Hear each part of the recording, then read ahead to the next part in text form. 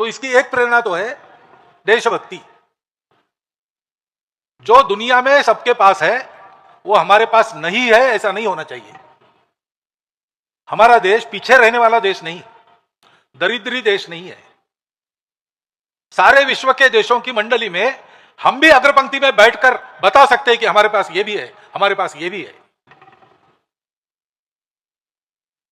लेकिन और एक बात है, संघ के सारे कार्यक्रम जो होते हैं, जिनके प्रदर्शन आप देखते हैं, वो कार्यक्रम शाखा में हम करते हैं। वो प्रदर्शन के लिए नहीं करते, करते ही इसलिए उसका प्रदर्शन होता है कार्यक्रमों में। लेकिन उन सब कार्यक्रमों से मनुष्य की प्रवृत्ति, स्वभाव, संस्कार बनता है, उसके सद्गुणों में वृद्धि होती है।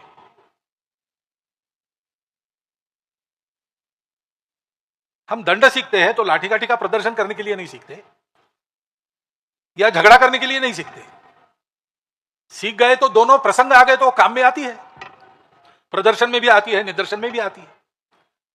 लेकिन प्रदर्शन हमको उत्सव में करना ही पड़ता है, और झगड़ा बने तक हम करते नहीं। अब कोई आके हम पर गिर गया तो इलाज नहीं। परंतु लाठी हम इसके लिए नहीं सीखते, लाठी इसलिए सीखते हैं कि लाठी चला सकने वाले मनुष्य को वीरवृत्ति प्राप्त होती है, वो डरता नहीं है।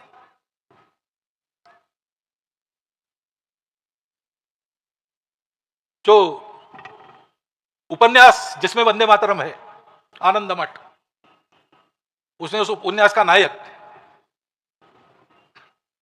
तो कुछ डाकुओं का हमला होता है, सशस्त्र भाला तलवार वगैरह लेके, और जिस परिवार पर हमला होता है उस परिवार में ये अतिथि का नाते एक रात के लिए ठहरा है, और फिर मुकाबला होता है। इसके हाथ में केवल लाठी रहती है, लेकिन शिक्षित है लाठी में, तो उस एक लाठी के आधार पर उस गुंडों की टोली को वो बाहर भगा देता है। उसके बाद वो एक वाक्य कहता है जो लिखा है उपन्यास में, बांग्ला में उपन्यास, ए लाठी तुम्हार दिन गए छे, किंतु सुशिक्षित हाथे पड़िलो तुम्ही पारो ना एरम कोई काज नहीं, एरम क्यों काज नहीं। हे लाठी तुम्हारे दिन लद गए, परंतु सुशिक्षित हाथ में पड़ने के बाद तुम कर नहीं पाती ऐसा कोई काम नहीं।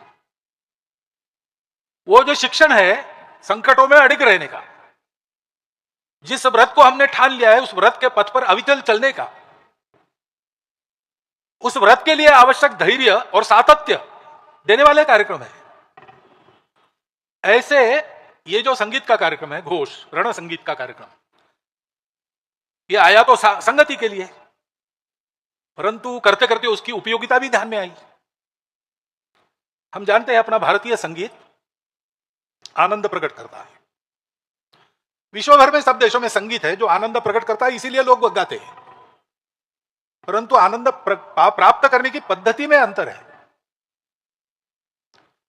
बाकी जगह बाकी दुनिया में जो संगीत होता है वो चित्त वृत्तियों को उत्तेजित करके उल्लसित करता है। भारतीय संगीत जो है वो चित्त वृत्तियों को शांत बनाकर मनुष्य आनंद पैदा करता है। चित्त में सारी वृत्तियां शांत हो गई तो एक ही बचती है जो दुनिया का सत्य है, सच्चिदानंद में आनंद, वो प्राप्त होता है।